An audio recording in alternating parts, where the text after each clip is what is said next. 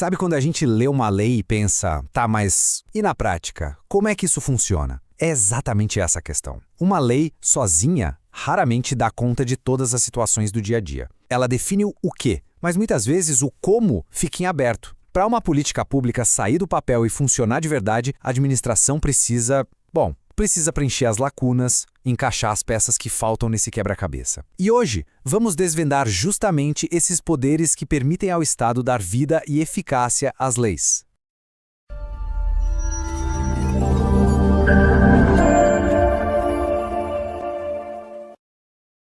Para entender bem essa história, nosso roteiro tem 5 paradas estratégicas. Primeiro, vamos entender por que, afinal, as leis precisam de complemento.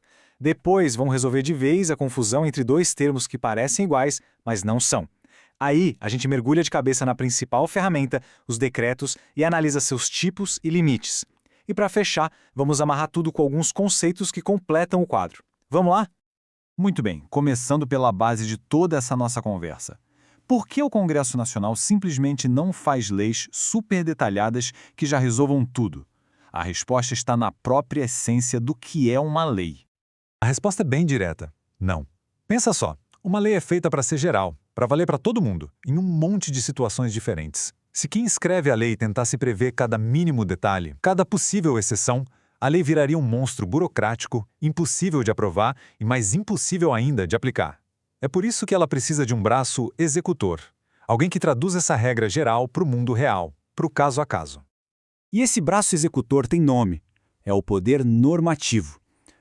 Basicamente, a competência que toda a administração pública tem para criar essas normas complementares. Isso vai desde um decreto do presidente da República até uma portaria de um ministério ou uma resolução de uma agência reguladora. São essas normas que criam as regras do jogo, garantindo que a lei seja aplicada do mesmo jeito em todo lugar. Um exemplo clássico disso é a nova Lei de Licitações. Ela diz que é proibido comprar artigo de luxo com dinheiro público. A intenção é excelente, claro. Mas o que é luxo? Essa palavra é muito subjetiva, né? O que é luxo para uma pessoa pode ser uma necessidade para outra. Então, o que a lei faz? De forma muito inteligente, ela delega para um decreto a tarefa de definir critérios objetivos. É esse decreto que vai dizer, por exemplo, que tipo de carro pode ser comprado, ou que tipo de especificação é considerado um exagero. Sem essa norma, cada gestor ia decidir com a própria cabeça, e isso seria um prato cheio para a insegurança e para o desperdício. Agora a gente entra no terreno que é uma verdadeira casca de banana, viu? Especialmente para quem estuda para concursos. É a diferença entre poder normativo e poder regulamentar. Os nomes são parecidos, mas eles não são a mesma coisa. Entender essa distinção é fundamental para sacar a hierarquia das normas. Para simplificar, vamos pensar assim. O poder normativo é o gênero, é o conceito grandão. Ele engloba toda e qualquer norma que a administração pública edita. Dentro dele, como se fosse uma parte menor, uma espécie, está o poder regulamentador. Esse é o poder específico do chefe do executivo, presidente, governador ou prefeito, para editar decretos que detalham as leis. Ou seja, todo poder regulamentador é normativo, mas nem todo poder normativo é regulamentador. Uma portaria de ministro, por exemplo, faz parte do poder normativo, mas não do regulamentador. Ficou claro? Bom, de todas essas ferramentas do poder normativo, a mais poderosa e, com certeza, a mais discutida é o decreto. É um instrumento por excelência do chefe do executivo e é por isso que a gente vai dar uma atenção toda especial para ele agora. E aqui, olha, temos a primeira regra de ouro, daquelas para anotar e não esquecer mais. Só quem edita decreto é o chefe do poder executivo. Ponto. Presidente da República, governadores nos estados e prefeitos nos municípios. Um ministro de Estado edita a portaria. O presidente de uma agência reguladora edita a resolução. Mas decreto é uma prerrogativa exclusiva da autoridade máxima do Poder Executivo. E não pense que decreto é tudo igual. A nossa Constituição prevê 2 modalidades principais, e entender a diferença entre elas é a chave para compreender os limites de atuação do Poder Executivo. Então vamos lá, vamos dissecar esses 2 tipos. De um lado temos o decreto, que é servo de uma lei, que existe por causa dela. Do outro, um que age por conta própria, com base direta na Constituição. Cada um com sua função e seus limites muito bem definidos. Esse quadro aqui resume tudo de forma bem visual. Vamos seguir as linhas. O decreto regulamentar, o da esquerda, nasce do artigo 84, inciso 4 da Constituição. O objetivo dele, um só: garantir a fiel execução de uma lei que já existe. Ele não vive sem ela. Já o decreto autônomo, à direita, vem do inciso 6º, e como o nome diz, ele não depende de lei nenhuma. Ele tira sua força direto da Constituição. E tem uma diferença crucial na última linha. A competência para editar decretos regulamentares não pode ser delegada, já para os autônomos pode, mas só para algumas autoridades. Vamos começar pelo mais comum, o decreto de execução, que também chamamos de regulamentar. A missão dele, como a Constituição diz, é garantir a fiel execução da lei. E a palavra-chave aqui é exatamente essa, fiel. Para a gente entender esse limite, vamos pegar o exemplo das cotas para pessoas com deficiência em concursos. A lei diz que serão reservadas até 20% das vagas. Percebe? A lei deu um teto, um limite máximo. O decreto que vai regulamentar essa lei pode fixar o percentual em 5%, em 10% ou nos próprios 20%.